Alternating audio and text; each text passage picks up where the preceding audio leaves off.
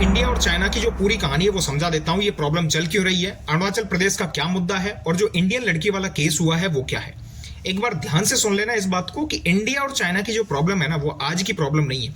इसकी जो जड़ है 1914 में थी, जब ब्रिटिश इंडिया ने तिब्बत के साथ एक समझौता किया था जिसका नाम है शिमला एग्रीमेंट। इसमें एक लाइन खींची गई थी जिसका नाम है मैकमोहन लाइन, और इस लाइन के हिसाब से अरुणाचल प्रदेश भारत का हिस्सा था। इंडिया इसे मानता है, लेकिन चाइना आज तक ये कहता है कि ये लाइन गलत है, हम नहीं मानते इस लाइन को। यही से असली विवाद शुरू होता है और फिर 1950 में चाइना ने तिब्बत पर पूरा कब्जा कर लिया था और बोलने लगा कि अरुणाचल साउथ तिब्बत है और ये हमारा हिस्सा है। इंडिया ने साफ कहा कि भाई ये भारत का हिस्सा है और भारत का ही रहेगा, लेकिन चाइना यहां भी नहीं मानता। 1962 में दोनों देशों के बीच में युद्ध होता है। चाइना अरुणाचल तक आया लेकिन बाद में वापस भी चला गया, तो जमीन आज भी इंडिया के पास है और दावा चाइना अभी भी करता है। अब आते हैं आज की बात पर।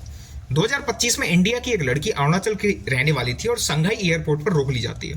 चाइना के अधिकारियों ने कहा कि उसका जो पासपोर्ट है वो इनवैलिड है क्योंकि उस पर अरुणाचल प्रदेश इंडिया लिखा था, और यानी चाइना ने फिर से वही पुरानी रट लगा दी थी, अरुणाचल प्रदेश हमारा हिस्सा है। लड़की को 18 घंटे तक रोक कर रखा गया था और इंडिया ने इस पर कड़ा विरोध जताया।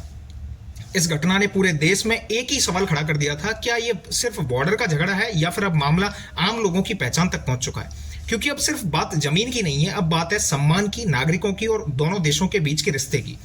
अब आप मुझे ये बताओ कि आपको क्या लगता है, ये विवाद सच में जमीन का है या फिर दोनों देशों की राजनीति इसे जानबूझकर जिंदा रखती है। धन्यवाद।